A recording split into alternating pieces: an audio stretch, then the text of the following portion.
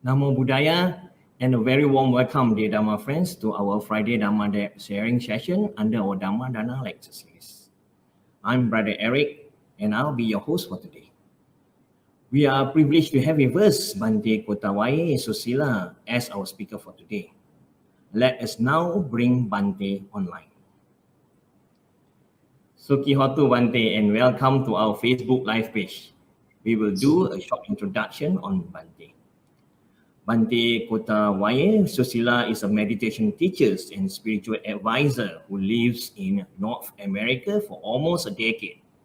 Currently, he's the spiritual advisor and abbot for Alberta's Insight Meditation Center and Manitoba Buddhist Vihara in Canada. Also, he served as the Buddhist chaplain at the University of Alberta and Northern Alberta Institute of Technology. Bhante has also given Dharma talks at Buddhist Mahavihara and was one of the facilitators at the BMV Novitiate program in 2019. Today's topic is entitled Avaranata Sutta from the Anguttara Nikaya, Book of 6, Passage 16. The discourses on how to listen to the Dhamma. With that, we would like to invite Bhante to deliver today's Dhamma sermon.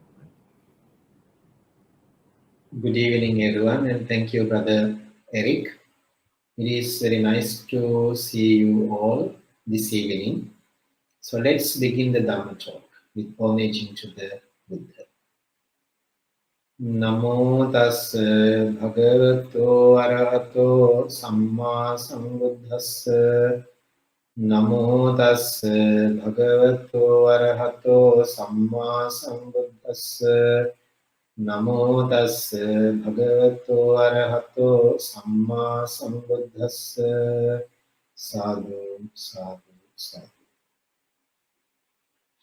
Dear Dhamma friends, as we promised last time, so we are here today to discuss and deliver another teaching of the Buddha. Today we have a specific topic to discuss about this teaching. As you know already, the topic is the obstructions. In Pali terms, it says Avarana. This sutra comes in Anguttara Nikaya, which is numerical discourses of the Buddha.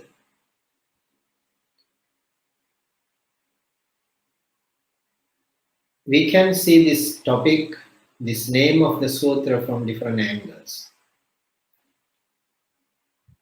Avarana means which has covered, distracted, or obstructed,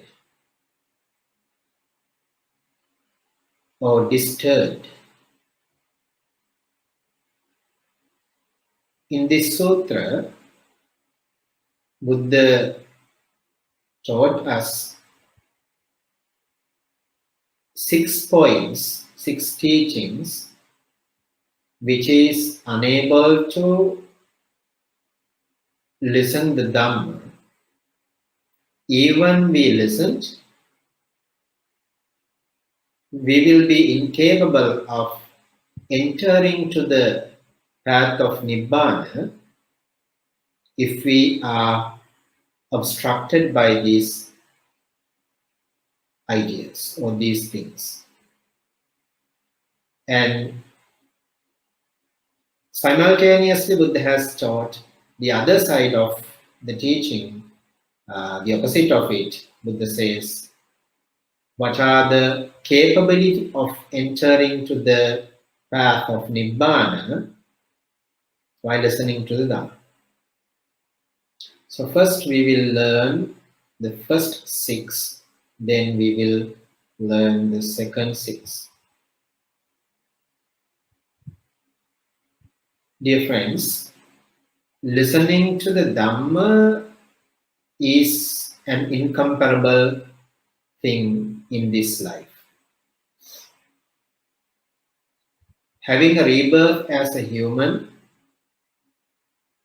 and having a faithfulness towards the Lord Buddha, those are incomparable things, and these are very valuable things in a life. And listening to the Buddha's teaching, also a valuable thing, and those things are very rare. We receive a human life and the Buddha's dispensation. Also, listening to the Buddha's Dhamma and following the Buddha's disciples is very rare in the world. Then we need to understand this rarity.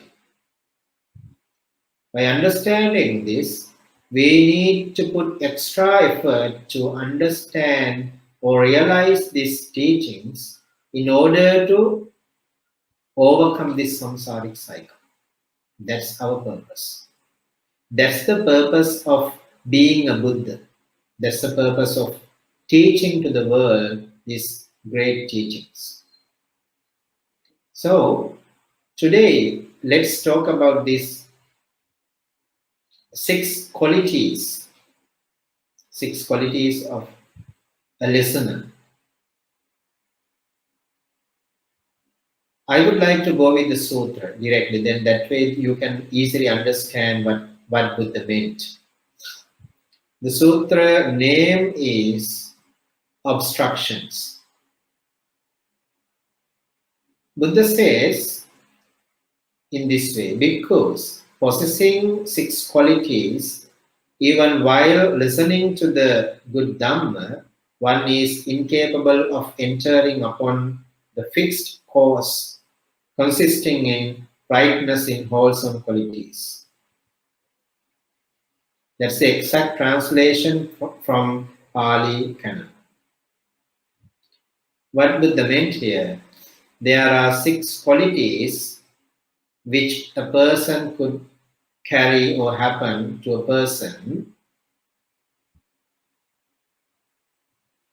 which is incapable of entering to the enlightenment path, even though listen to the Dhamma. Sometimes we know we have some difficulties for understanding. Even though we listen to the number of talks, number of sermons, sometimes we don't understand. Some people never understand. But they don't stop listening. That's much better. So, if we have any incapability of understanding, please don't hate to your preacher or the teacher. Do not fight with the teacher. Don't hate. Don't let go your teacher, but check your capability. Don't see just only one side of the matter. We have to check everything. We have to investigate what is going on. As Buddha said, the first incapability or the obstruction is the karma. The first number 1 is karma. Why this karma becomes an obstruction for a listener to be an incapable person? If we have done any great karma, great unwholesome karmas in previous lives, such as killing the own mother, killing the own father, bleeding the Buddha, and killing the Arahant, and participating in dividing the Sangha. So if we have done these great unwholesome actions in previous lives, even though we are humans here, we will have that obstruction or distraction. Even though we listen to the Dhamma, we will not enter the path. That's the karmic effect of this cycle or of this practice. If you have done any serious karma, even in this life, we will not have a chance to understand, realize this Dhamma until we finish that outcomes, until we overcome that outcomes. That's the first one. Number two, if a person has obstructed by defilements, if a person has obstructed by defilements, then that person is incapable of understanding or realizing or entering to the Nibbana, path of Nibbana. The reason, there are two views that Buddha taught, such as right view and wrong view. If a person holds wrong view for a long time, one after another, lives in this journey, if that person carries that wrong view, then that can be the obstruction of defilements. So that person is incapable of understanding or entering the path to the path, even though listen to the Dhamma. We can see in these Buddhist communities and the other communities, there are so many people who are incapable of understanding this. It's not a surprise, because among these beings, a very few people or handful of people will understand the exact teaching what Buddha meant and what Buddha taught. So therefore, if a person is obstructed by defilements, that person will have incapability of understanding and entering to the wholesome path or Nibbana. Number three, if a person is obstructed by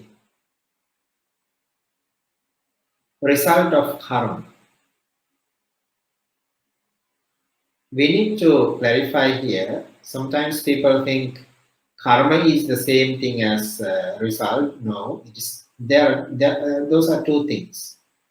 Karma is the action and what we have done or what we do. Vipaka means the result.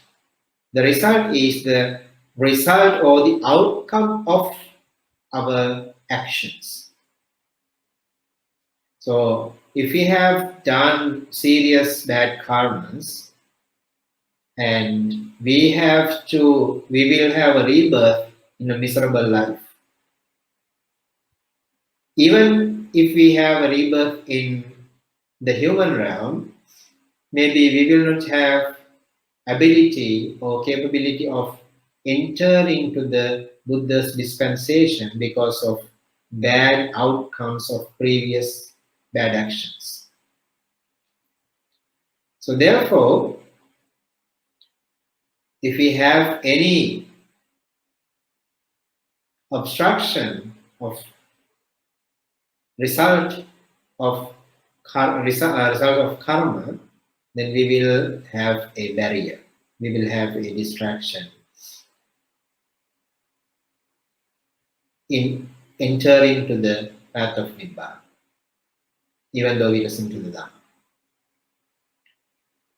And number 4. Number 4 is if there is no faith,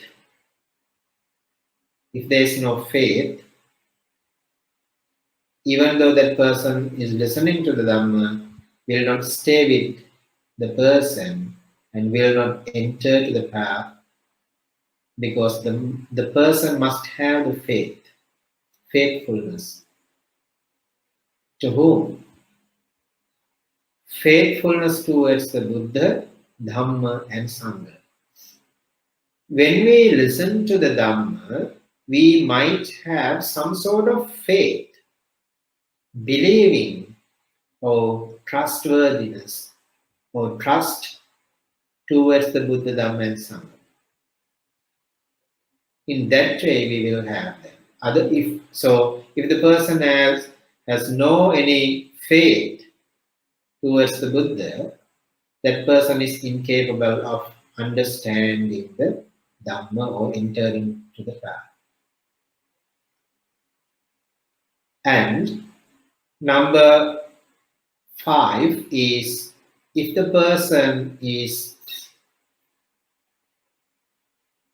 having lack of desire, or if there is no desire or willingness to learn this Dhamma, to understand, to realize the Dhamma, then there is no realization of this.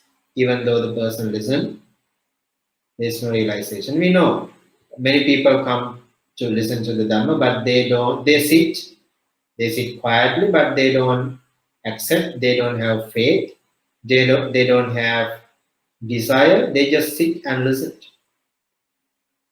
So if there is no desire of listening to Dhamma and understanding it, then that person is incapable of realizing or entering to the path.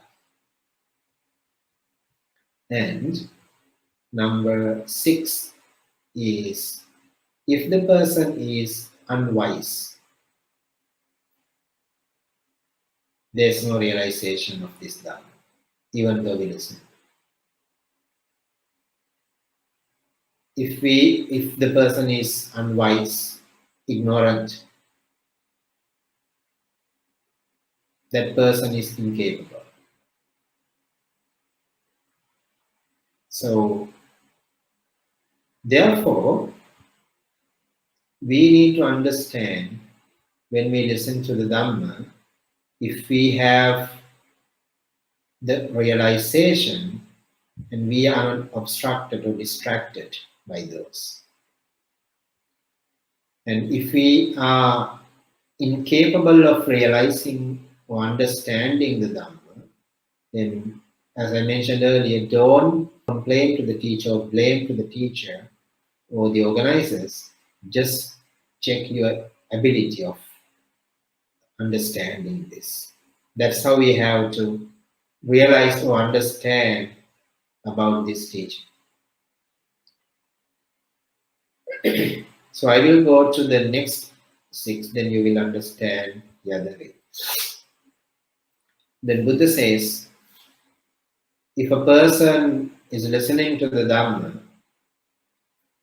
there are 6 capabilities of understanding and realizing and entering to the Nibbana path of Nibbana.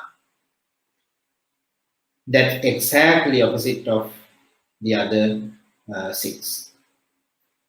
If the person has not obstructed or distracted by karma, if the person has not done any serious great karmas, bad karmas in the past, that person's journey is very pure and clean. So that person is having a wholesome full life. So therefore that person has the ability or capability of understanding the Dhamma.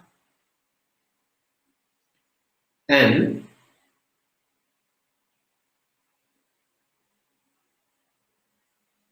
number 2, if the person is not obstructed by defilements.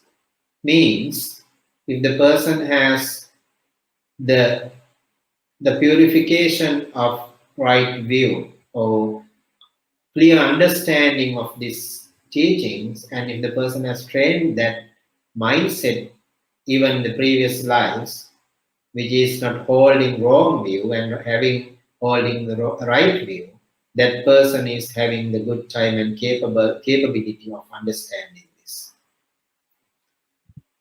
And number three is that person is not having bad result of karma, bad outcomes of karma. That if the person is having good outcomes of the previous karma, that's the capability of realizing this Dhamma. Because the person is not having a sadful life, the person is having a good and comfortable life. So it's easy and smoothly go the flow, then the person is capable of understanding. Because the environment is clean and clear. And if the person has endowed with faith towards the Buddha, Dhamma, and Sangha, then that's the other thing of understanding and being capable of realizing this Dhamma. Also, if the person have desire means willingness to listen to the Dhamma and realize it. That's the fifth capability. Number 6 is being wise. If the person is wise, that person has the ability of understanding the Dhamma and entering to the path. Those are the capabilities and incapabilities of a person who listens the Dhamma. And the incapable person has no any ability of entering to the path of Nibbana. The other person who has the capability of understanding, that person has ability, and that person has the person's path and the vision is very clear, so that person will enter the path and walk on the Nibbana path. In that way, we have to understand this. So, today's topic clarified as how to listen to the Dhamma, and those are the qualities of a person if we are capable and incapable of listening to the Dhamma. And there are some other things too we need to understand when we listen to the Dhamma. I will remind a couple of them. First, we need to approach the teacher faithfully. We must have some sort of confidence and faithfulness towards the teacher. We come and sit and we associate the teacher and we have a good company with the teacher. Then the teacher will teach, talk. Then we raise our ears and we listen to the teacher. And we, while listening, we don't do any analysis there. We don't try to understand. We just listen and we collect the teachings. We gather the details. We get the message as teacher says. Then we store it. We keep it in the library. Then we get the time. Then we get one topic of that teaching from the teacher, then we analyze it by ourselves. We investigate it ourselves up to the realization. Then if we are confident, if we are able to understand what the teacher says, what the teacher said, then that way we can apply that teaching to the practice. While we are applying it, while we are practicing, we will realize this teaching should be continued, or this teaching should just chase away or throw it away. Because if we do not meet our requirements, or if we do not meet our purpose of listening and practicing the Dhamma, then we have to just give up or avoid that teachings, even though the teacher is very famous, even though the teacher is well known, even though the teacher is very familiar to us, no matter what, we have to just throw it away because we don't meet our expectations. If we meet our expectation or anticipations, then we have to continue and we have to visit that teacher frequently. Then we can understand more teachings and we can clear the path with the teacher. So there are another 13 steps of listening and understanding the Dhamma. However, so we supposed to stay with this teaching today. Therefore, I will summarize again the sutra here. The incapability, there are 6 incapabilities of a person while listening to the Dhamma and entering to the path of Nibbana, which is if the person has previous bad karmas and defilements and having outcomes and resulting the previous karmas actions, and if there is no faith and if there is no desire of listening to the Dhamma, and if no if there's no wisdom or if the person is unwise, those are the incapabilities of listening to the Dhamma or entering to the path. And exactly opposite of these 6 is the capabilities of a person who's listening to the Dhamma and realizing it and entering to the path. So therefore, please keep those in the mind, and try to understand. And if there is any capability, you might know I'm having the capability. If there is any incapability, don't worry and don't give it up. Just keep listening. Sometime, someday, you will have the capability of entering to the path.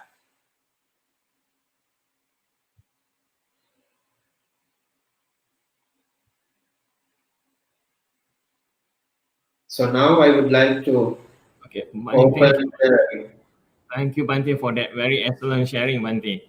So here we have some question posted online for us. We'll post it up for everyone to view it and for Bhante to view it. Thank you, David, for the question.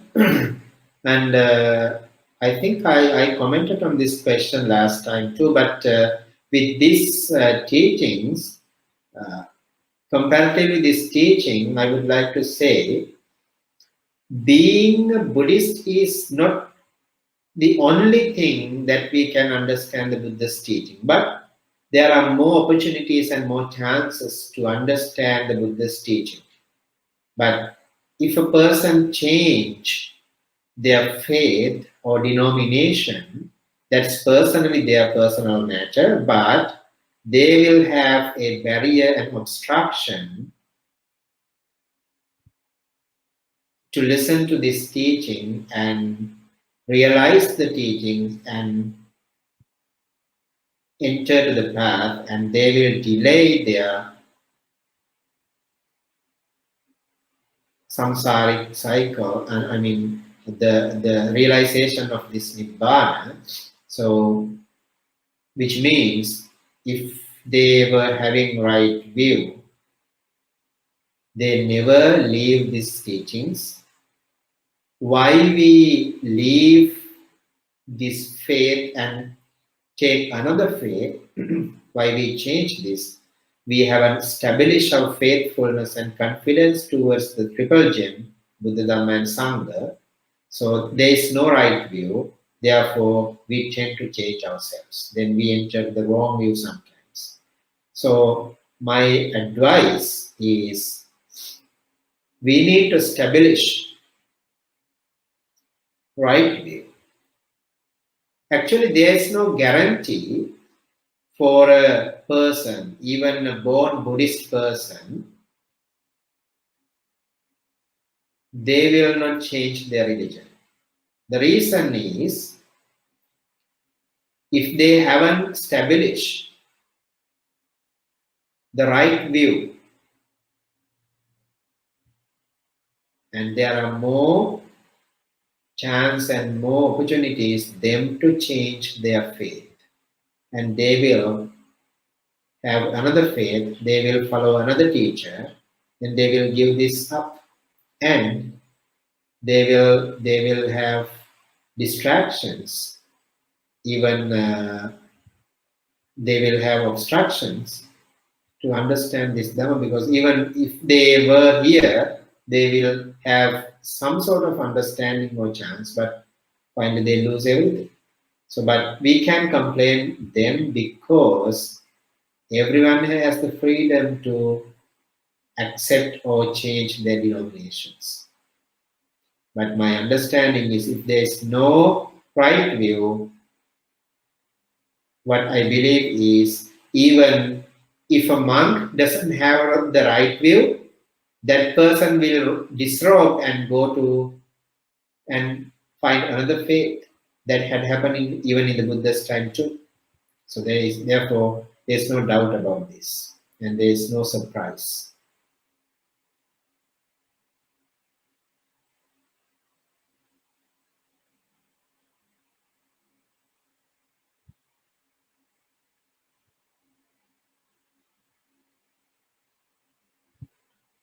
Thank you, Brother Leslie. Yes, there are many rare things in the world. Born as a human, to have a rebirth as a human is a very rare thing. Let me give an example. One day, Buddha was teaching to a group of monks, and he got a tiny bit of soil onto his thumb, and he put it on the nail and asked from the monks, what do you think? Which is more, the soil on the thumb or soil on the earth? The monk said, Bhante, the soil on the nail is very little, tiny, but the earth has more than that. Then Buddha said, that's an example. The people, the humans who are in this human realm, they will die, and many of them will not return to the human realm. They will go somewhere else and the other realms, and there are very few people who are coming back to this human realm. That's why it is that rare. It's not easy. Let me elaborate it in this way too. This is very interesting thing. Sometimes people think they can go to the heaven and being a human world, to have a rebirth in the human world by offering things. Which is we have to think very wisely according to the teachings. Why I say this is, Buddha teaches in this way. If a person is virtuous and generous and meditative, that person will born in the human realm or a Brahma realm or a Deva realm, then that person will have all the luxuries in wherever that person born. If a person is immoral, not virtuous, but even though that person is generous, the result will be bad. Because of that immoralities of the person will not come to the human realm, will go to animal realm. Because of his previous generous actions, even though he is in animal realm, that being, that animal will have all the comfort and the facilities, being even being in the animal realm because of that previous action. So again, we can be virtuous as a human, but we do not go for generosity. Then what will happen?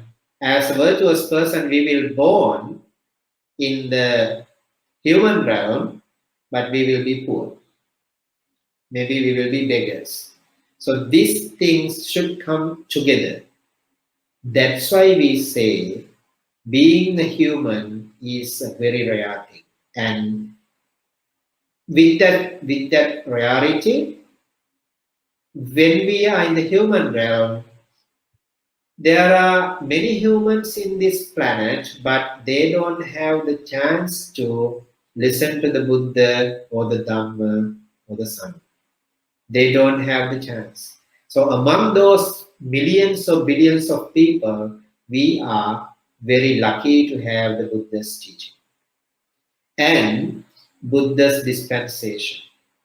So that's why we say it's very rare. First thing is being a human is very rare thing. Even though we are human, we do not have chance or the opportunity to meet the Buddha's dispensation. That also rare. Again, we are in the human realm. We have the Buddha's teaching, the dispensation of the Buddha, and we have Kalyana Mittas. We have noble friends who are dedicated to the path and the teachings. That's also a very rare thing. So that's why I mentioned being in these categories is very rare. Well, so we will have this effect of karma and obstructed by karma. Also, we don't want to lose our effort, and if we lose the effort, then we will lose this chance as well.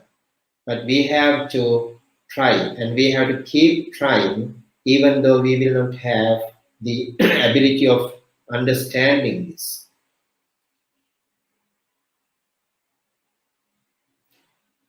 That's a good question, actually. So, well, as I mentioned for the other question, if you are obstructed, but don't lose your effort, don't lose your faith, and try to be effortful and try to have more confidence. And my advice is do more wholesome deeds, because there are some karmic results and the other matters which we can overcome, which we can reduce the power of it by doing wholesome deeds. But I cannot say one by one what are the wholesome deeds that we have to practice to overcome those matters, but we need to understand what our capabilities and what our limits, and that way we can practice, and that way we can apply more wholesome deeds and more effort to the practice, and that way we can develop the practice. So again, one more thing is if we have any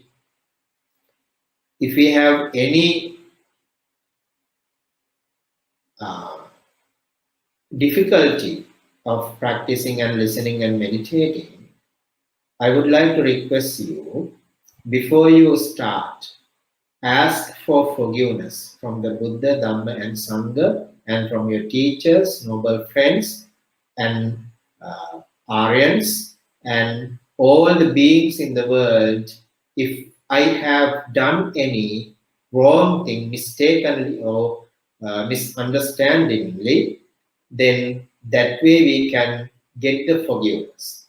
In that way, we can reduce somewhat power of our bad karmas as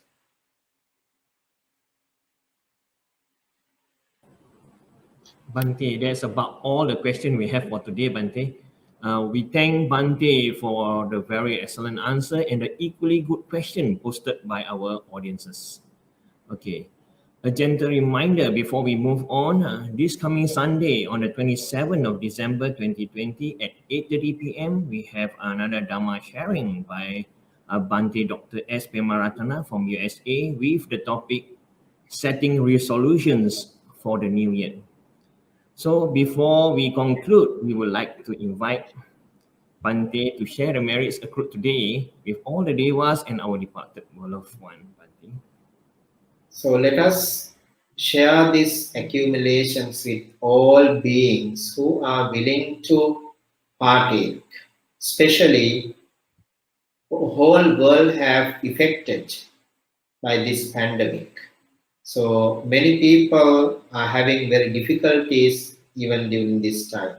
So for them, as well as all the devas, all the deities, all the heavenly beings, and all the departed relatives and friends of our families.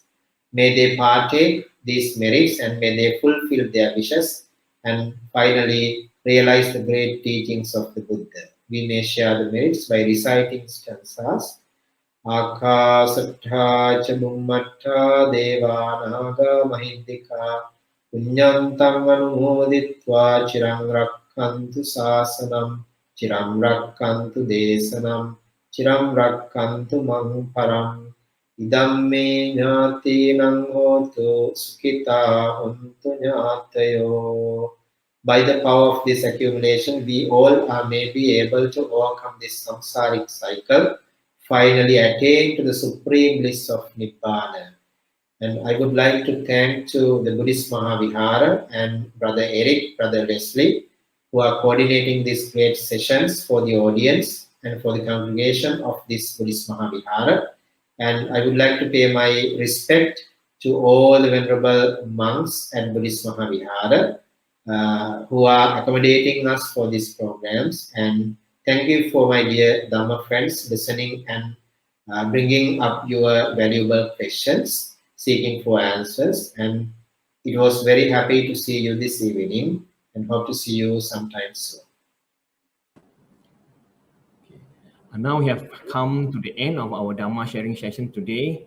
On behalf of Buddhist Mahavihara, we would like to extend we would like to extend our highest thanks to Bhante Kotawaye Suseela for the excellent sharing today, and also to our generous sponsors and to all our dedicated audiences. May all be well, peaceful, and happy. Sadhu, sadhu, sadhu.